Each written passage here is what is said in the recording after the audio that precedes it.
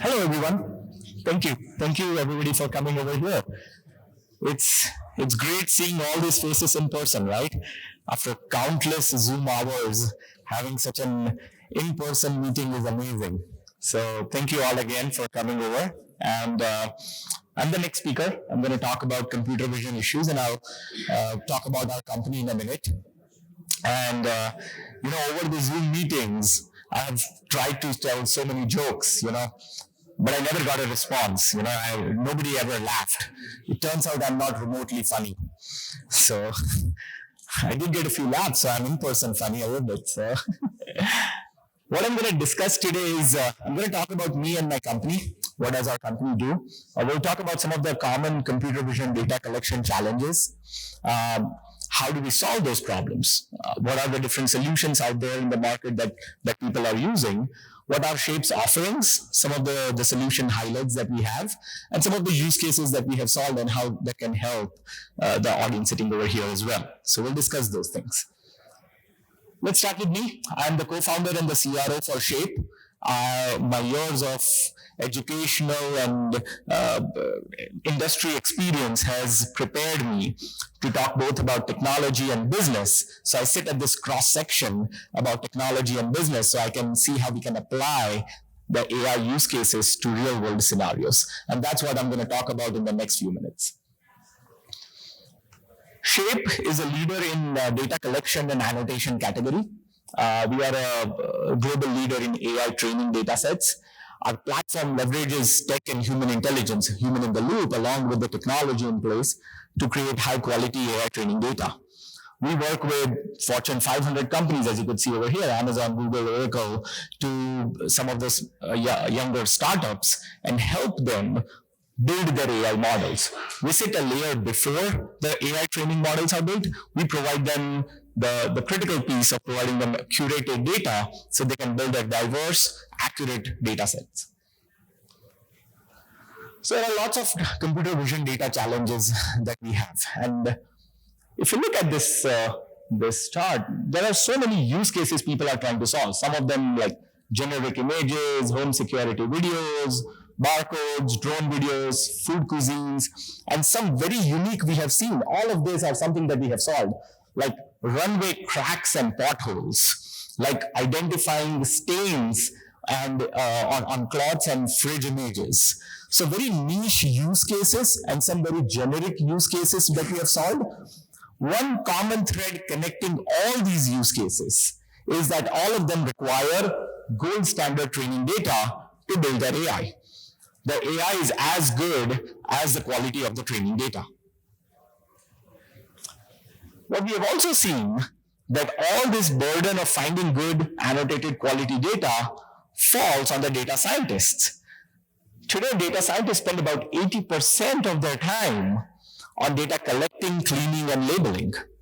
This is not what they were hired for. This is not the best use of their time as well. That's one of the biggest challenges, and a lot of people will concur here who are working in the data scientist field, that they are spending a lot of time in just finding the right data rather than working and refining the models which they are supposed to do.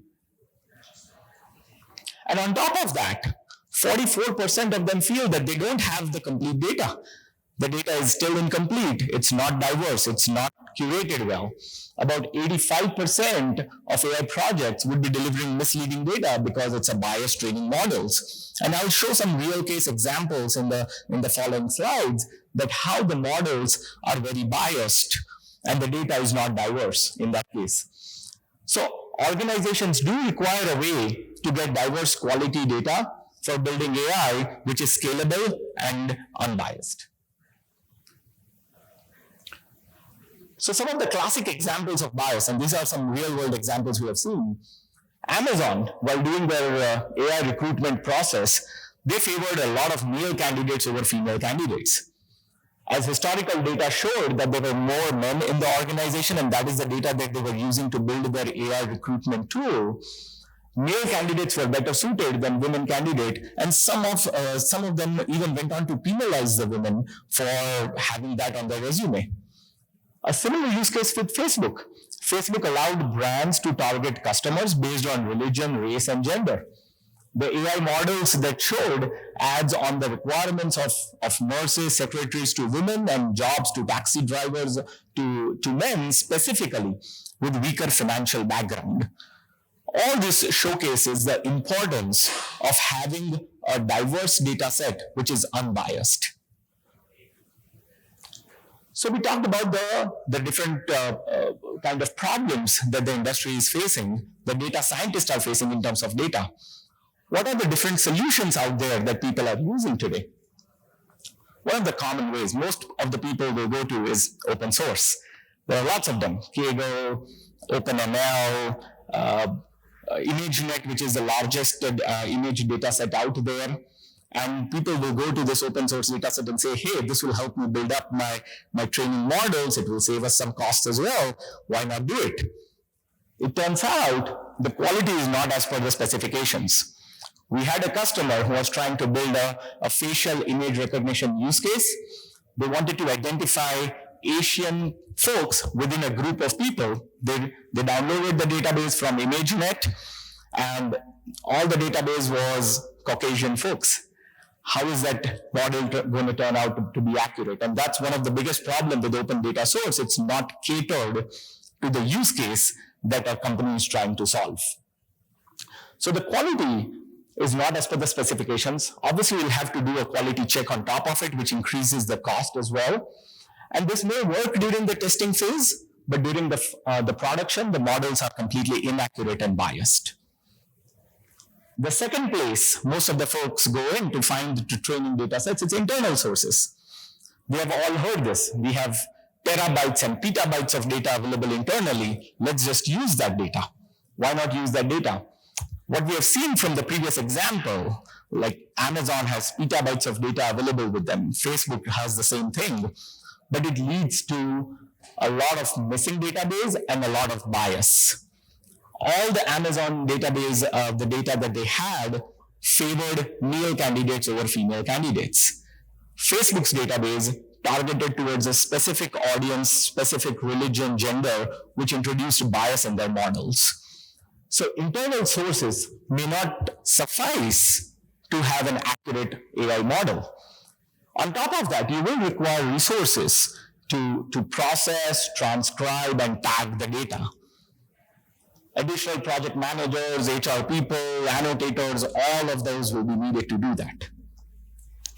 The third way to acquire training data set is where you can have a custom data collection platform, where you are defining your specific needs, your niche use case, that we are looking for this specific use case to be solved. It is built to your specifications.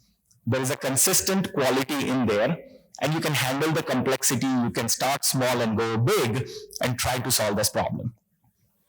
So as you could imagine, we favor the third solution.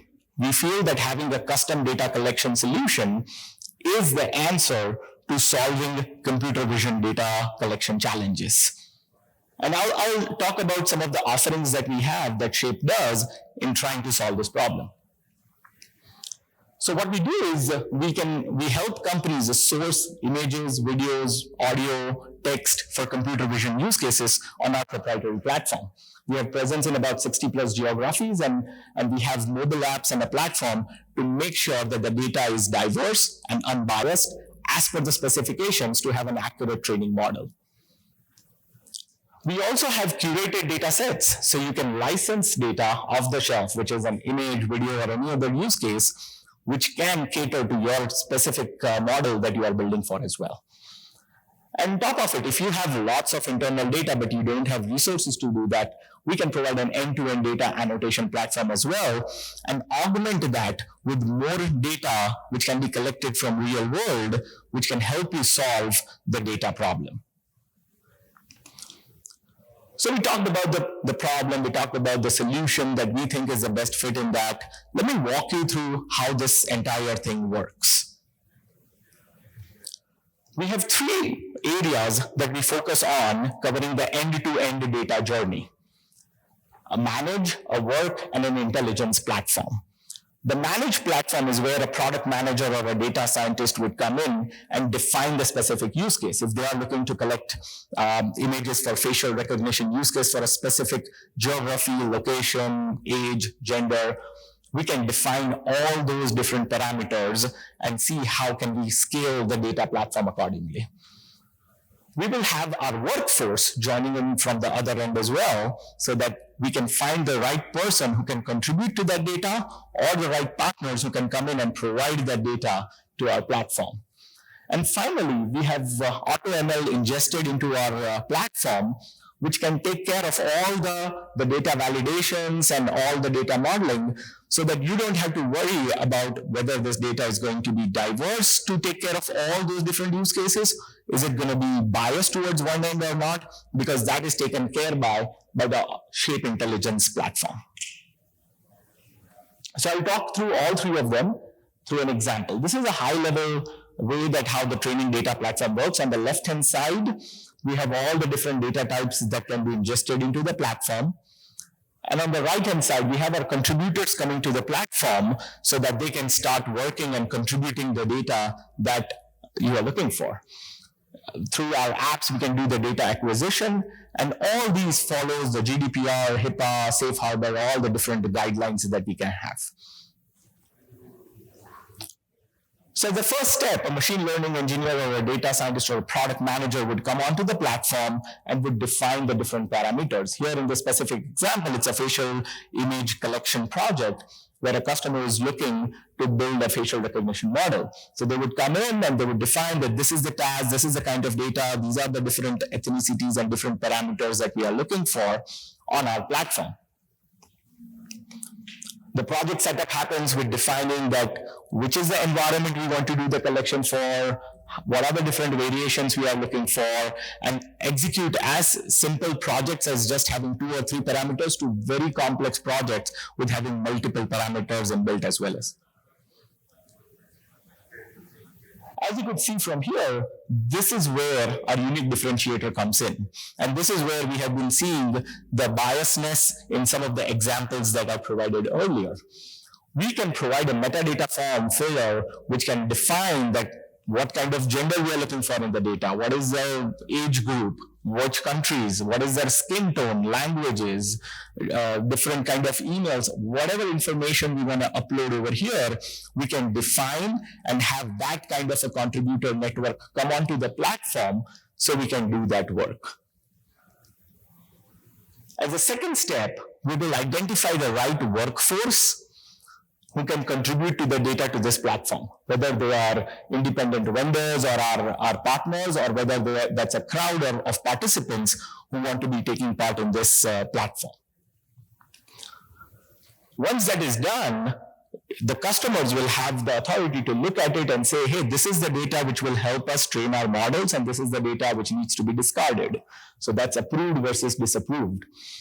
And once that is done, we have our own ML models built in, which will take care of any blurry images, pixelated images, duplication of images, if it's not meeting a specific diversity criteria, if it is not meeting a specific ethnic group criteria. All those things are taken care by our data intelligence platform on there. Using this model of having defined the project, having the workforce coming onto the platform, and auto-validating using various ML models, we have solved several use cases in data collection, which gives more accurate AI at the end. One of the use cases we have solved is food and document images. We have collected thousands of images in 50 plus variations, with shadow, without shadow, masked images, annotating them in whatever format and way we are looking for, which can help create a model, because the millennials today, before they even take a bite of a food, they want to take a photo. And this is where they accurately were building the model. This large phone company was building this model where they want to accurately predict what kind of food and cuisine and everything is coming there. And that's the kind of use case we solved for them. Some of the other use cases, facial data collection and annotation. We have about 68 points, landmark annotations, pedestrian image collection and annotation, ID card image and data collection to solve different use cases. All this can be solved on a platform where you can define the specific requirements, have the workforce come in and auto-validate so that the data coming out is as per the specific niche use cases that you are solving. These are some of the other use cases that we have solved regarding healthcare, regarding conversational AI, and vehicle damage detection model. This is one of the use cases we see almost every day coming in. Can you switch the microphone because this one bleeding to the other room? Oh, sorry. Yeah. It's okay. Back. All right. Thanks. So in summary, we saw that data accuracy and diversity is the key for an accurate model. We saw the challenges the data scientists are facing. We saw the challenges in accuracy of data or not. And having a robust data collection platform helps solve this data problem. Define the data diversity criteria, bring the right workforce on, and auto-validate the data so that it can give you the accurate models that you are looking for. Thank you so much.